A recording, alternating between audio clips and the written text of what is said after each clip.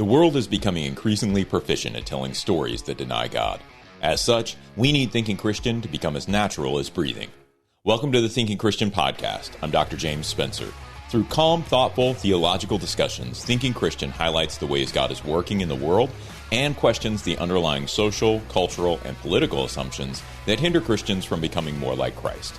Now, on to today's episode of Thinking Christian. Hey everybody, welcome to this episode of Thinking Christian. I'm excited to be here again with my co-host Nate, and we've got some special guests. I'm going to let him intro them since he knows them pretty well. So Nate, go ahead. Yeah, this is Nate, and the first year I worked for K-Love Radio, 2012, I think, or maybe 13. It was one of the first tours I did. I met Unspoken. They were just starting out, and one of my favorite songs at the time, Who You Are, had just come out on the radio, and I was excited to see that they opened for Sanctus Real that night. And so I actually got to go and hang out and see them last night at opening for Sanctus Real again, and that was awesome just to kind of refresh that. But literally two of my favorite dudes in the industry, great guys, original members of the band Unspoken, Jon and Chad. Cool. Hello. Thanks for having us. Yeah, thanks for being on. So original members, talk through maybe a little bit how the band got started. Like how did you guys connect and get going on Unspoken? Well, Jon and I grew up together, but that's not how the band started. Jon's dad was my pastor. So church for all these years, youth camps and whatnot, and him and I actually weren't really friends at all, just close to the same age. I was a public school rebel, and Jon was a homeschool goody two-shoes. So, but I grew up in church, got into drug addiction, was 6 days sober in 3 years. My whole life was strictly in the drug culture, and as kind of like a last resort. The crazy thing is, I usually don't go into all of this because some people can be offended, but maybe you guys can edit this. I don't know. I think you're fine here. But I had a landscape business with my brother where we mowed lawns and serviced those properties as well. And I had met a man who wanted us to come look at their house so we could work. So I went over there and kind of became friends with him. I've kind of always, my parents were super hospitable, great people. We had different friends of ours, and I'm one of 5 siblings, 4 a biological, 1 adopted. And we always had people living with us. I was always drawn to kind of outcasts, sort of. Well, it turns out that this guy was practiced the Hindu faith, lived an alternative lifestyle, and was a little bit of a whack job.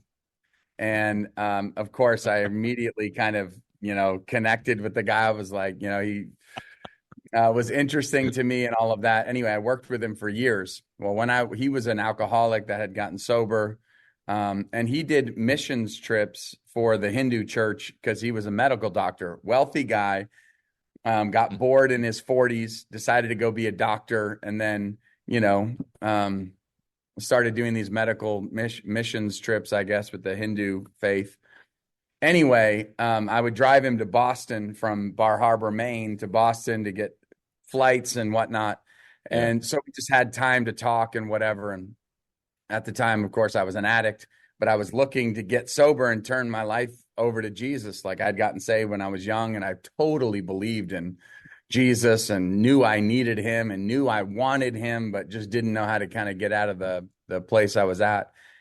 So my brother got home from a church service at our church, and a missionary was there from the Dominican Republic. He gave me the business card, and he said, "Man, I really think that you should call this missionary and do something crazy." And of course, I was like, what am I going to do on a missions trip? I'm a drug addict. And put the card on my bulletin board, and it was like every day the card grew. And it's like the only thing I could see when I walked into the room. Yeah. And I was so drawn to this card. So I called this missionary and I just said, hey, listen, can I come and hang out with you? And he basically was like, yeah, sure, you can come. So I planned on going to the Dominican Republic for 2 months, and leaving on February 4th and coming back, whatever, February, March, April 4th or something. And never been out of the country, failed French in high school, was, going to a Spanish speaking country. The problem is that I was in debt, in drug debt, and I did not have any money, and it was getting to be winter. And as landscapers in Maine, you ain't got a lot of work in the winter. Yeah. And so this guy, this other alternative, the little bit of a whack job guy, was getting ready to leave his Maine and go somewhere else for the winter. And so he said, hey, you want to grab dinner before I leave? Yeah, sure, no problem. So I was talking to him about this, and he said, he said, I want to pay your plane ticket and give you $500 to go and give to the missionary in the Dominican Republic. So the Lord used somebody way outside the church. Yeah. And so I got on a plane February 4th, 2003. I went to the Dominican, and for the first time in my life, I started to hang out with Jesus. It wasn't church, it wasn't small groups, it wasn't Bible study. It was I just went and I started to read the Bible and pray and hang out with him. And everything changed. Everything changed. And while I was there, I met a Dominican kid who played guitar. And after a couple of months of being there, he came back to Maine with me, and we started going to coffee houses and open mic nights and nursing homes and New York City subways and just preaching and playing. And, one thing led to another, and we were invited to go here and invited to go there. So where Jon comes in, we're home for Christmas that first year. And we asked Jon, we knew Jon was in college studying music. And we had a concert at a local church. And so I said, hey, you want to come play keyboard with us? And so he did. It was great. And then he graduated that May, and we offered him $30 a week with a 4-year degree to come and be on our team and travel. And that was 20 years ago. Wow. That's amazing, man. Yeah. It's good pay for a musician, by the way.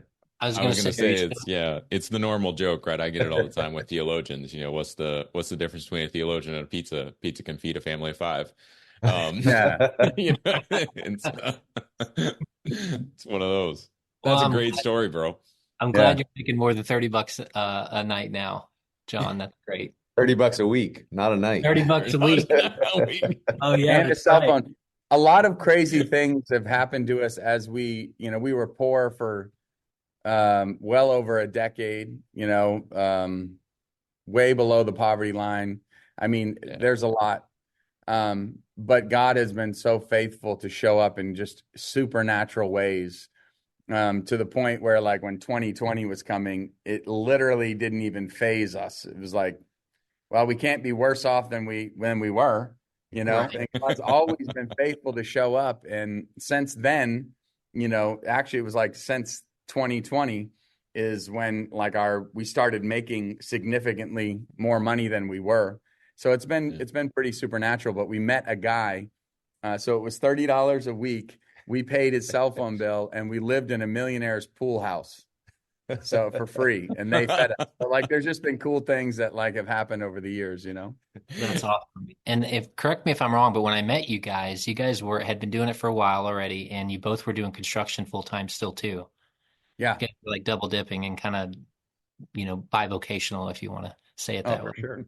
Yeah, we did that for 12 years at least. I mean, we've been playing 100 shows a year since the beginning, and just would landscape and carpentry and stonework and all of that whenever we could, as to keep going. And it's been a trip. That's awesome. So I get really offended when people say that we're in it for money or fame, and I'm like, you know what? Forget you, bro. You don't know nothing. Right. So you were both from Maine, right? Yeah. That's where you both grew up? Mhm. What was it like? Because I mean, I do some work up in the sort of Northeast, and today it's difficult to be a pastor in a church in the Northeast. Did your dad find that? Did you guys find that sort of when you were up there in Maine? Yeah, definitely. My parents actually came from Oregon when I was like 3 years old, moved to Maine, and it was culture shock for them. Yeah. Coming from not that the West Coast is like the Bible Belt. Where we are in Tennessee now is crazy. It's everything. Yeah. On McDonald's they have the nativity painted on the windows down in it. But yeah, going to Maine, it's such a unchurched place. I can't remember what the statistics are, but it was one of the least churched states in the country, I believe. Yeah. Wow. And, Yeah, New England's a whole different animal, that's for sure. Definitely compared to Oregon. yeah. Yeah, so I mean, Chad, when you were going back and kind of playing in these bars and coffee houses or wherever, like just getting started, is that in Maine too? Yeah. It was a pretty warm reception to the Christian music in that setting, or what did you find? Yeah, I would say so in some way, shape, or form. I mean, the thing is, we're personable. We love people. We know we're not going to beat people over the head with a Bible. They're going to get saved. It's like people are all in different spots, and we know that God is pursuing people and doesn't wish that anybody perish. So it's like so we would just go talk to people, be with people, play music, give our testimony. And when you talk, you can't really argue with the fact that like there's so much addiction, that like even just being sober is something that everybody is just happy for you. But at the same time, I mean, we've definitely had our run-ins, but, gospel's offensive. I mean, we weren't asked back some places for sure, but just find it interesting. Like I said, I've been able to work with a lot of pastors up in the Northeast, and, the stories that they tell are very different than I'm actually in Illinois. And so as sort of different as Illinois is, it's still not quite as hostile, and there's just a very different culture in the Northeast than there is even in where I'm at in the Midwest. And so there's just kind of wondered what your experience was there. So that's interesting. It's an interesting place to start out. Whatever happened to the Hindu guy? Did you reconnect with him after you came back? Of course, we continued to landscape. And so we continue to do some different stuff, but one of the greatest, I would call him like late at night, knowing that he wasn't going to be home. Like he would have been at some other property that he owned or whatever, and just thank him. Like, yo, it's been a year, Greg, and I just want to thank you for helping me go to the Dominican Republic, bro. It was life-changing for me. And then, Greg, hey, I got married and I have a kid. And like years later, Greg, I literally, my songs are on the radio hearing everybody. And I talked to him one last time. I didn't really talk to him much, but I would leave him these voice messages from time to time. But I talked to him maybe a year or two, saw him in town. And before he died, he passed away.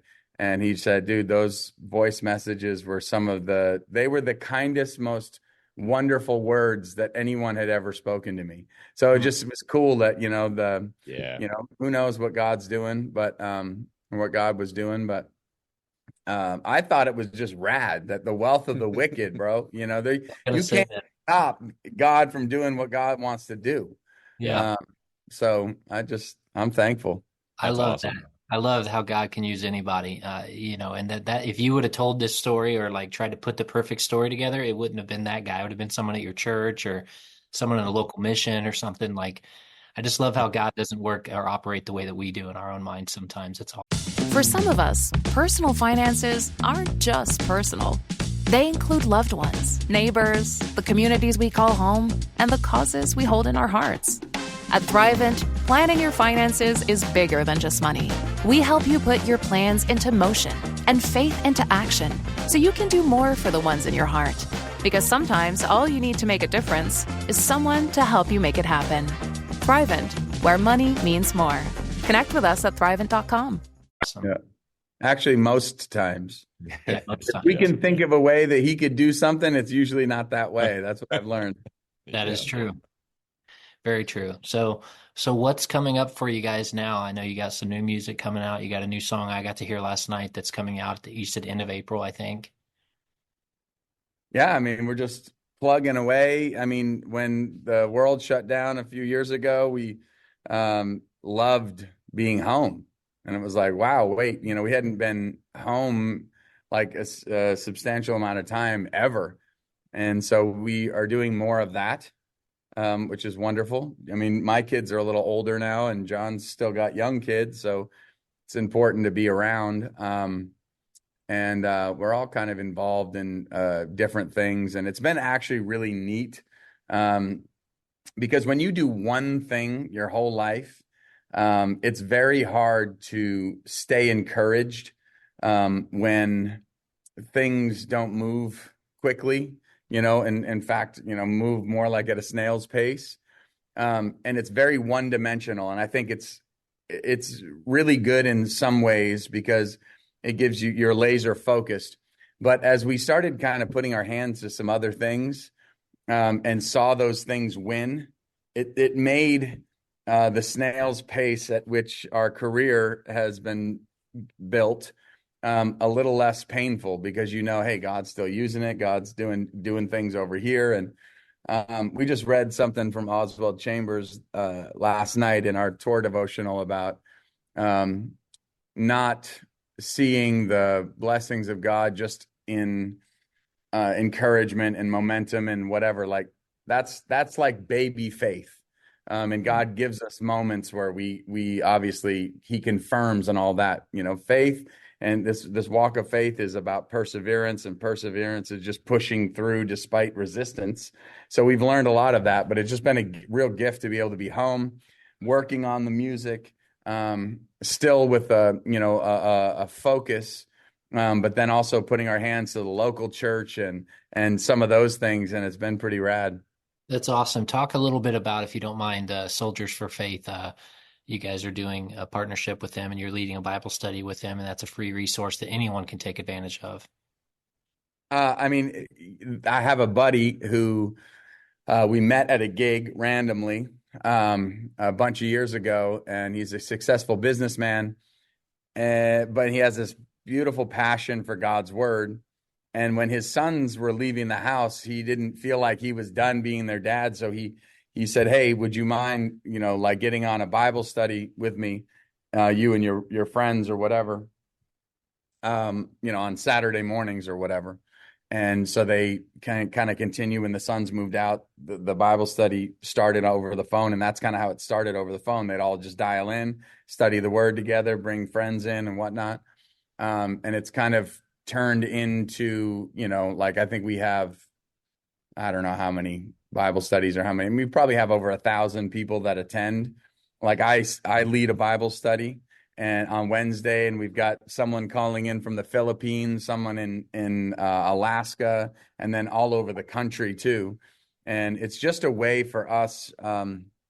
We've struggled with the idea like that our call in ministry is to make disciples. And so the way that we have kind of made that work with touring, because we're not really making disciples, nor are we at church making disciples there. Like we're just a traveling church together of men that love God and go out, but we're throwing seeds. And so it's more of that evangelistic thing.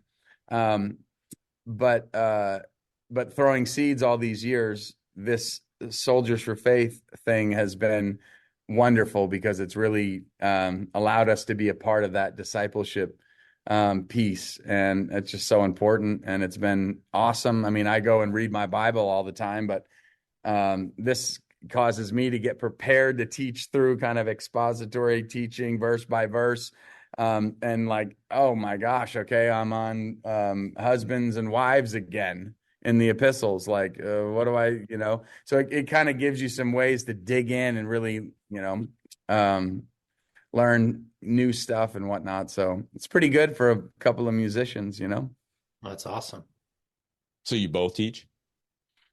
I do now. I'm trying to convince him to get in there too. Okay. I want Okay. all the guys to do it. And we need Yeah. more teachers, but people don't really get, they think it's weird. Like it's not Zoom. You don't have to be dressed. You don't have to, you just dial in. And so really this is pretty cool because it gives anybody an excuse of why they can't be in studying the Bible. Yeah. That throw out the window because there's a study from 7:30 to 8:30 or 7 to 8 or whatever on your way to work. Like dial in, get involved. And so it's really been pretty special. Like I've loved being a part of it. I've also loved not leading something. I'm just, a dude in the ministry, so it's been great to be led because we've had to kind of lead ourselves here all these years. So that's been kind of fun as well. That's really cool. I hadn't ever thought of the just calling in because I run something similar with a group of guys out in Virginia, actually. And so we do it every Wednesday morning on Zoom. And they like, whether they're traveling or whatever they're doing, they pull in and we're studying through Romans right now. Yeah. We did Matthew and now we're doing Romans. So we just kind of started it, but it's about 20 guys. And we do it on Zoom, but I love the idea of a call in, like just that much more flexibility for folks where they can just kind of call in and listen and have it be live as opposed to doing it like pre-recorded podcast or something like that. You could actually, do they interact? Well, yeah, that's the thing that's cool about it. Like we do a round table at the end. So we do a roll call in the beginning, a round table at the end, which is if you don't ask people what they got out of it or if they have any thoughts, no one will say anything. So we literally go around to every person and they can pass or they can not. And then it's not a sermon, so you got all the reference verses go out to the people. Hey, Elaine, can you read Romans 3:23? Hey. And so when you get to that space, go ahead, Elaine, and then she'll read the verse. And so it's trying to be interactive. Yeah. And the cool thing is that we had the idea to gather a bunch of our musician friends to do a Bible study locally.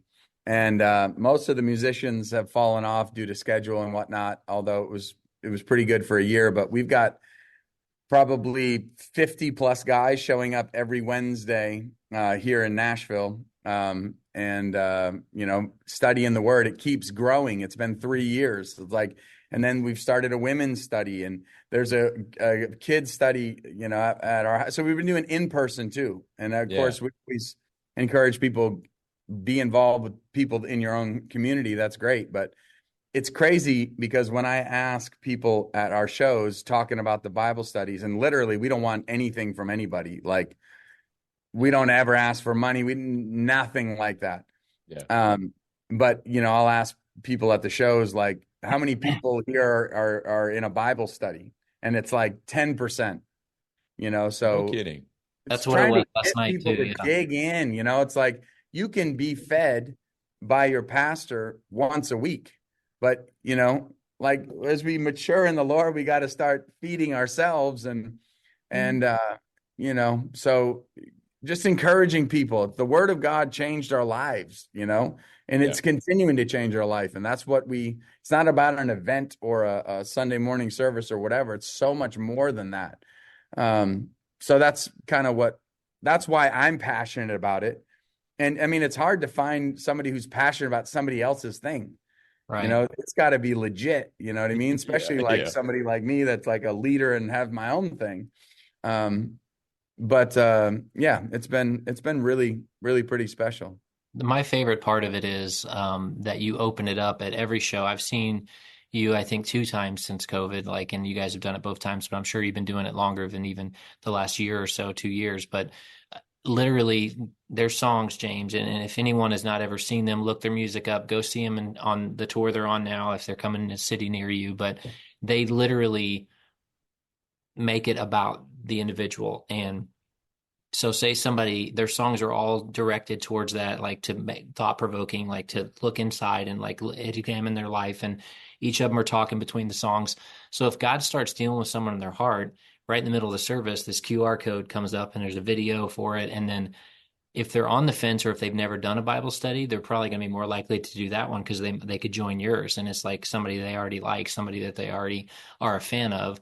And so I just think that's awesome. And honestly, I've not seen anybody else do that. I think it's super unique and Very cool. it goes Yeah. against what artists do. Usually they kind of just want to be like this, on to the next thing, like you were saying. So I just think it's amazing, and I think everyone that's listening should definitely check it out. Soldiers for Faith, and you guys can check it out on probably Unspoken's website too. I'm sure there's a link there. Well, we can put it in the show notes as well. Yeah. We'll get it all in the show notes and people can check it out. It's really cool. Yeah. I like that a lot. I wish I came up with it, but I didn't. That's all good. Hey, it doesn't matter who came up with it, right? It's a great ministry. That's amazing. Yeah. So you guys talked, you talked a little bit about 2020, and I can imagine, for artists, it was sort of a double-edged sword, right? Because you normally you're out touring and, and doing stuff, and then all of a sudden you find yourself at home. So you've talked a little bit about how you spent your time, but what did that break really give you all? Like what were you doing while you're doing it? Working in your churches, writing music, but yeah, talk a little bit about that.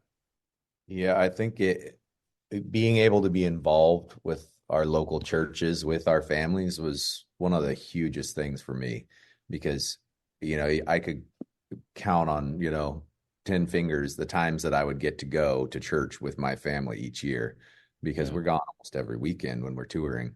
Right. So actually being able to be involved and, see what my kids are studying in Sunday school and that type of thing was huge for me. Mm-hmm. And do you just rooting you in, now do you feel like I'm assuming you feel like you have a better home base at your church, even as you go out? Right. Yeah. It and I don't connect with people easily. I'm a little bit more introverted. So having like that time to, it's hard for someone like me to connect if I'm there once a month. Right. Yeah.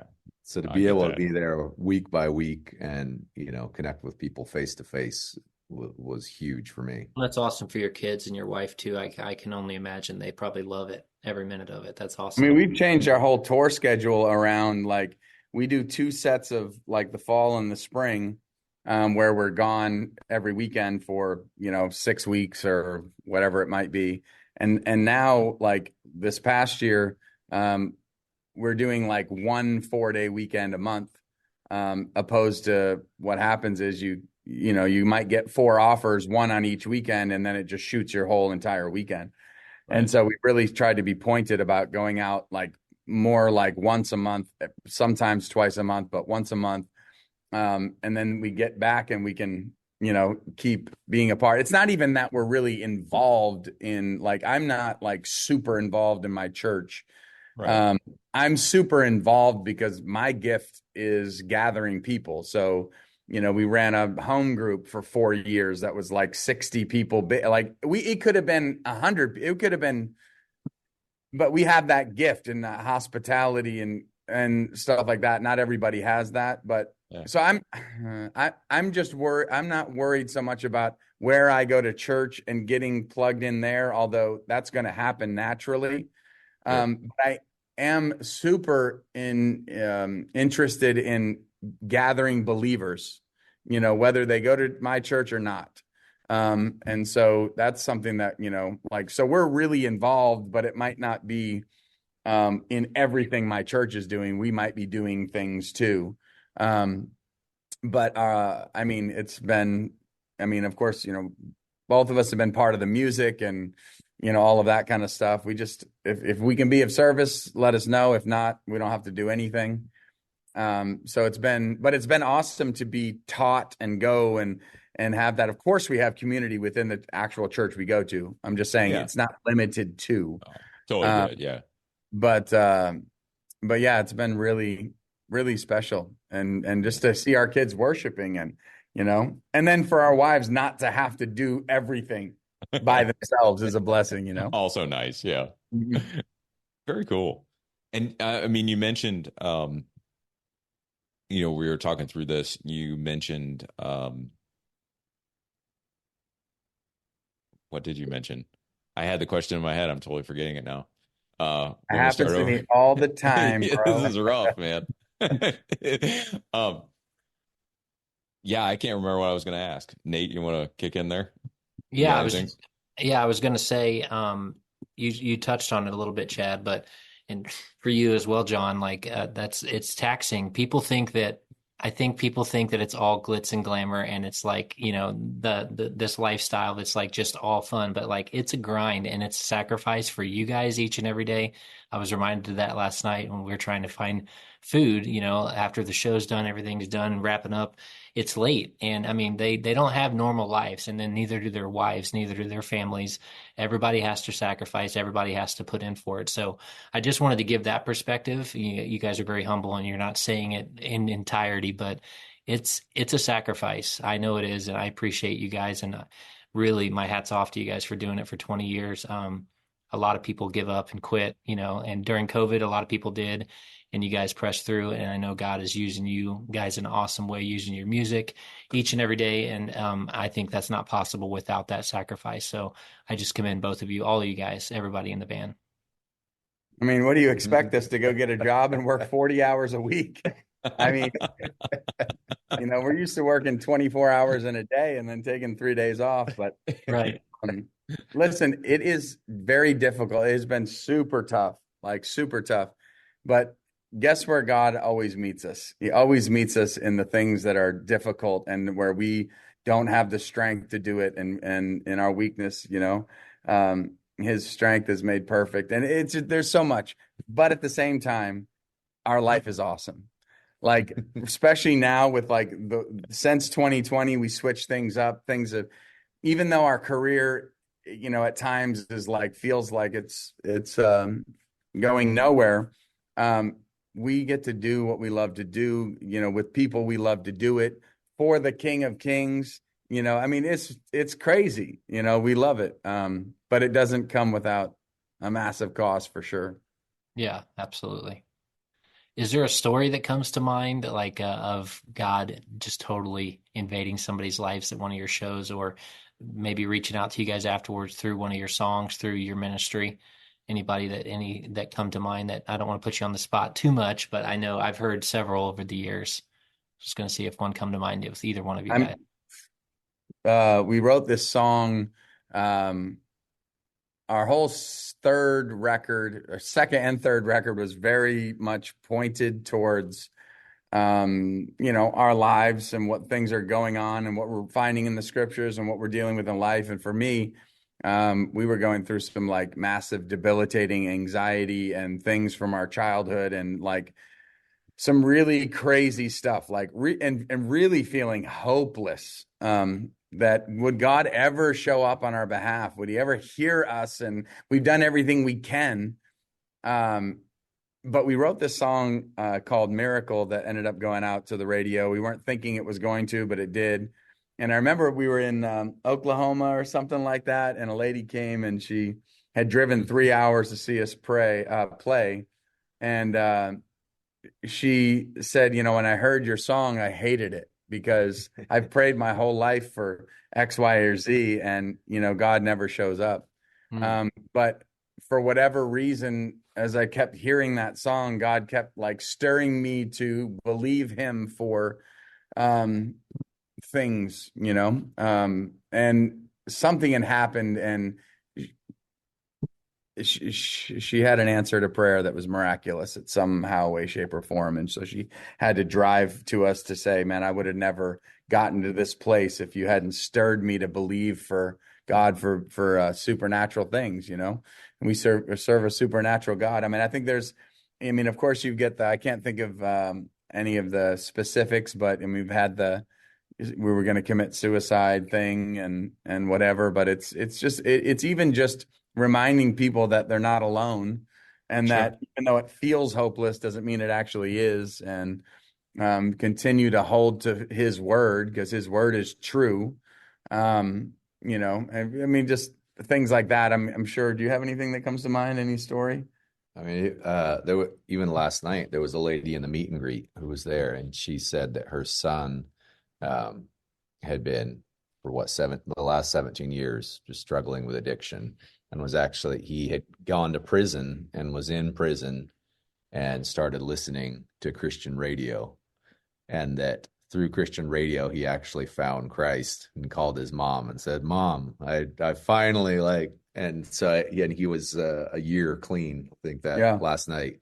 Wow. And so, but she came and was just saying, "Thank you for what you guys do." Because, That's it's awesome. going into places where, nobody can get into all the time, 24 hours a day, that Christian radio and those songs are going out there. Yeah, radio ministry is huge. It never sleeps. I remember one other one that we were in Ocean City, New Jersey, and there was this sketchy guy, and he was addicted to opioids, crazy life, and I've stayed in contact with him, and he had like 4 or 5 years. He was just doing great, and he's kind of just gone like this,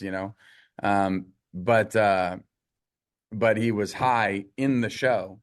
And he had said, like, in this particular part, like he just felt this sensation, this burning inside of him, and kind of surrendered to God, was sober immediately, and stayed sober for like 5 years. And of course, there's underlying things. There's things that we have to, do the work, therapy stuff and things that there's work to be done. But he's doing well right now. He just got out of Teen Challenge rehab and some different things. But there was a long stretch there, and that was a supernatural kind of encounter. I mean, I'm saying supernatural a lot. We did grow up charismatic, but we're more like Calvary Chapel, but we just know God does crazy things, and he does amazing things. I know there's more, but anytime somebody even feels God in a song that we wrote, man, that is what we are hoping, that people would just experience God in some way through the music. That's good. I know I put you on the spot there. Sorry about that. Yeah, no problem. There's probably so many to even look back on and reflect on, because you've told me many over the years, and it's easy to forget about them. But I'm just encouraged every single time I see you guys, not just because you're my friends, but you guys are really doing it for the right reasons.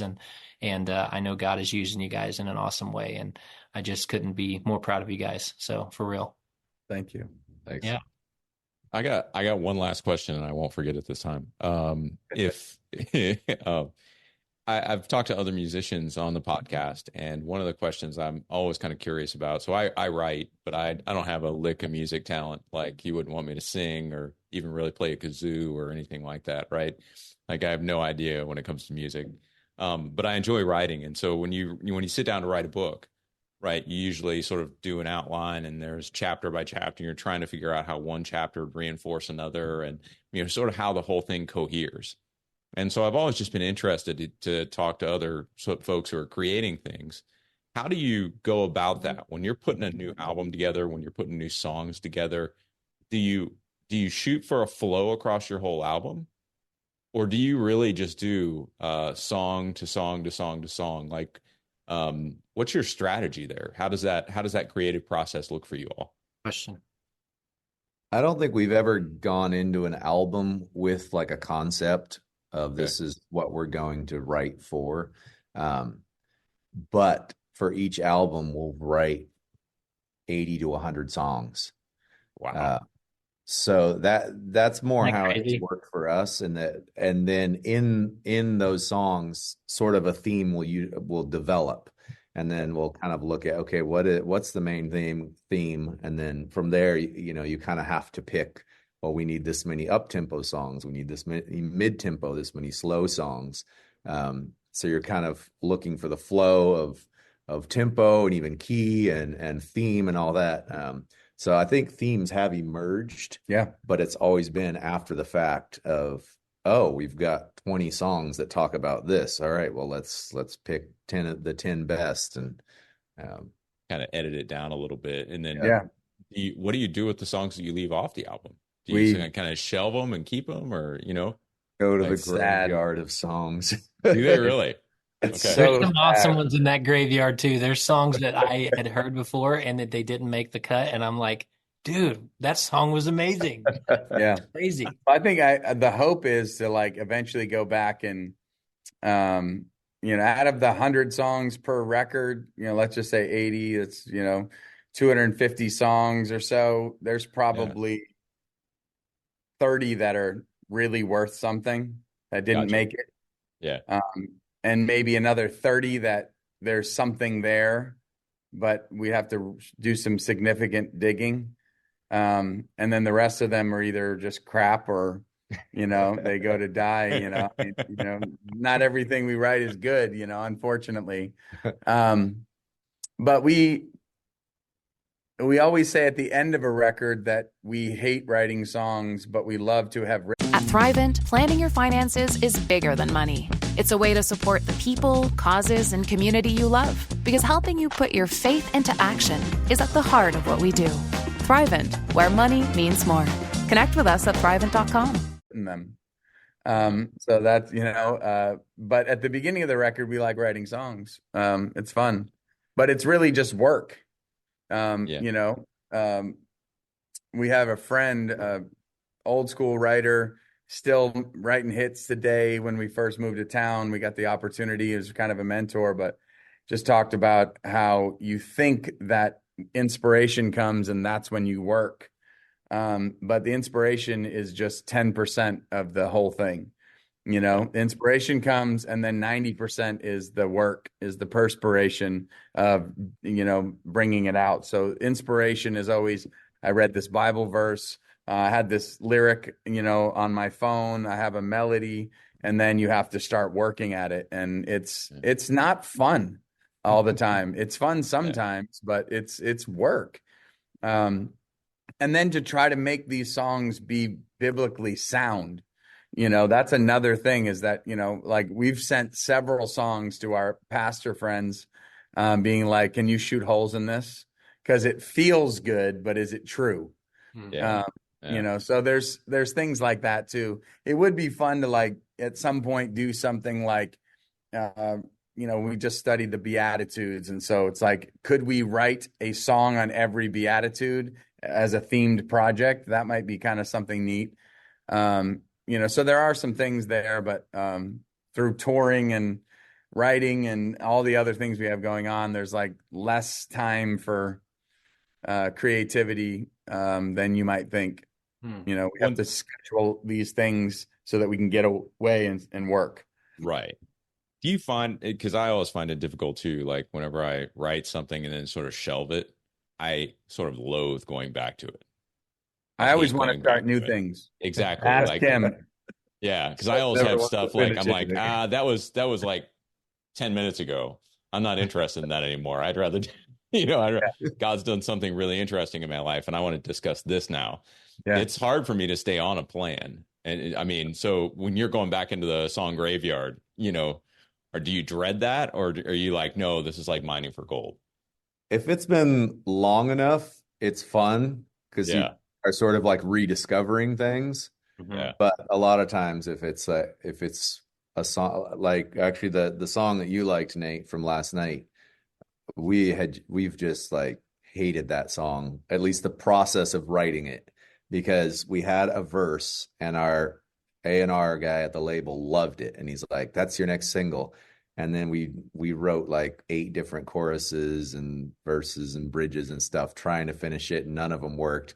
And we finally, we kept bringing in people to help. So it's like, we worked that song for the last 8 months or something. So I literally told my A&R person, like, I despise you because you're making us work on this song and I hate this song.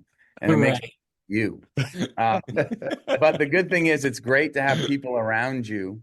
And this always points back. It's so important to have people around you.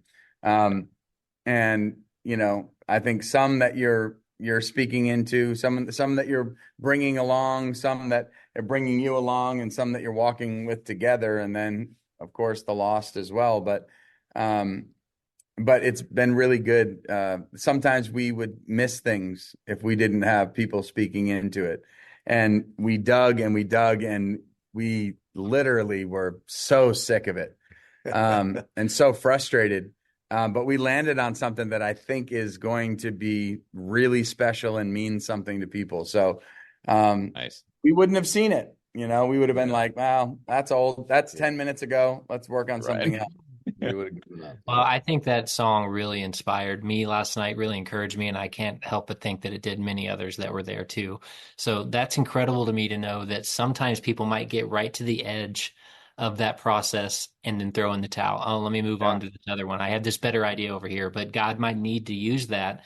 So that it's just really cool. Like it's delicate. And when you're explaining that process, and I've heard this from other people, it's almost like labor pains. Like you have to go through all the different steps of a trimesters, like and really trying to make something work. And it's like you're creating something that is living that God can use in people's lives. And I just think it's amazing. And the average person doesn't understand that process. So please know that you're appreciated for sharing that. That's awesome.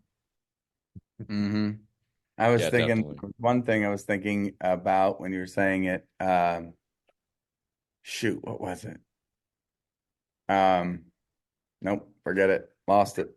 You're not the only one. It's contagious. It's James contagious. is passing it down. I'm usually the one that does that. I've never seen James do that, actually. No, I mean, I think when I've talked to other musicians on the podcast, or sometimes we'll do like kind of an after interview, I hear very similar things from them. And it's just amazing to me as someone who, like I said, has no context for music whatsoever, how many parallels there are with just other creative activities, the kind of stuff that I'm involved with. Because you end up, I mean, I've you might hear this from writers, but it's like, yeah, just get everything down on the page and you'll edit it out later.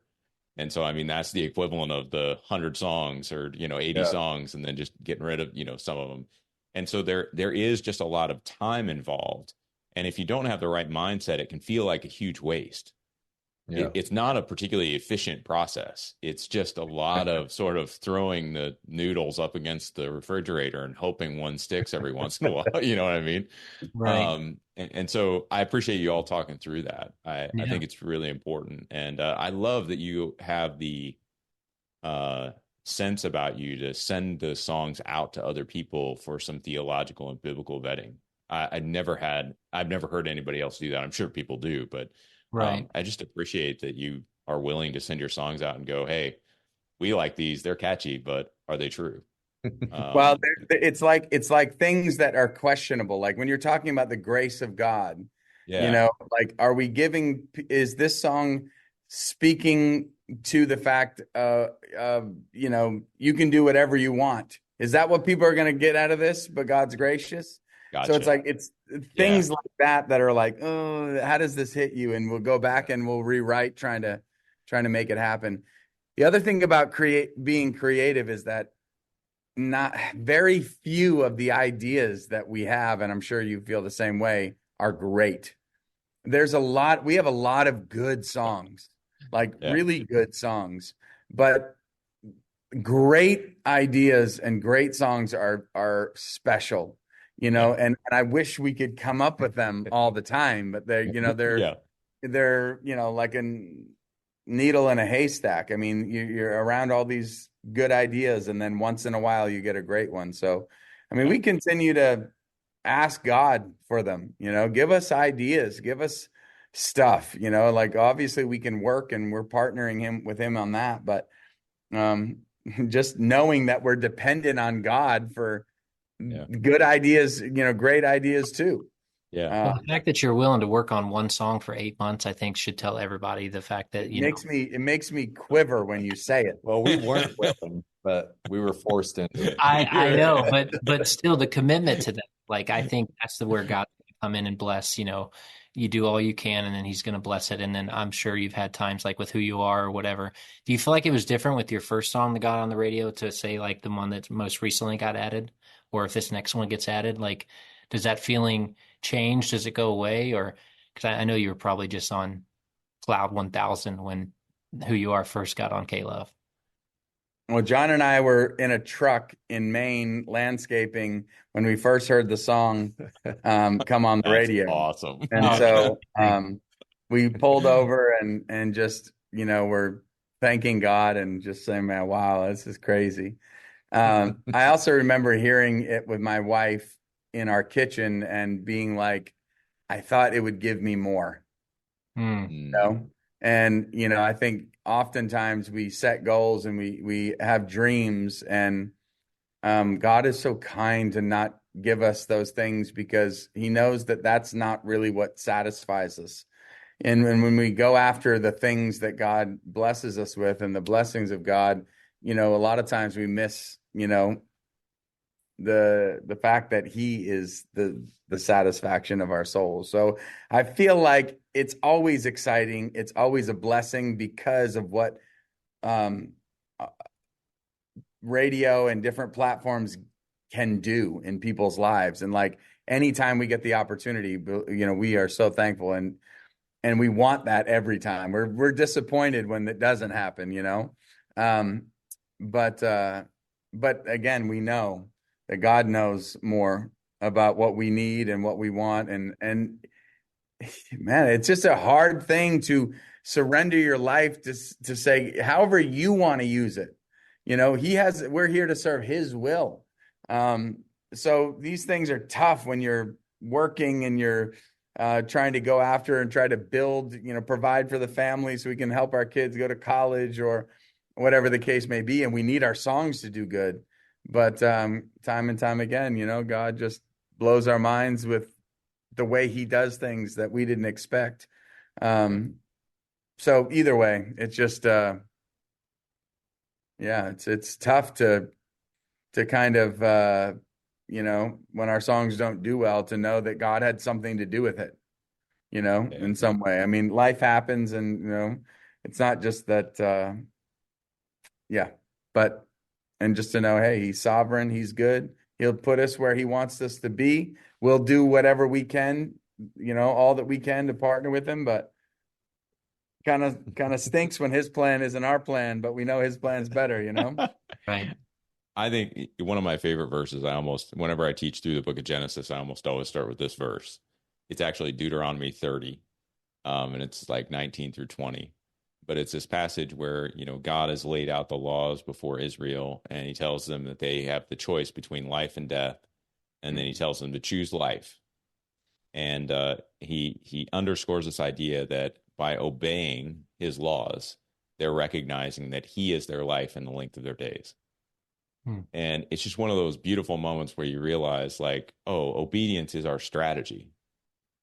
It's how we tie into the blessings that God wants us to have and the blessings that he knows we need, as opposed to trying to figure it all out on our own and settling really for something that is far less than what God would have given us if we just followed him. And so just as I hear you talk about that verse comes to mind again. I love that passage. One of my favorites. So, I mean, that's how we've stayed doing this all these years. I mean, what three grown men with families stay through a decade of poverty, being gone and poor is a double whammy.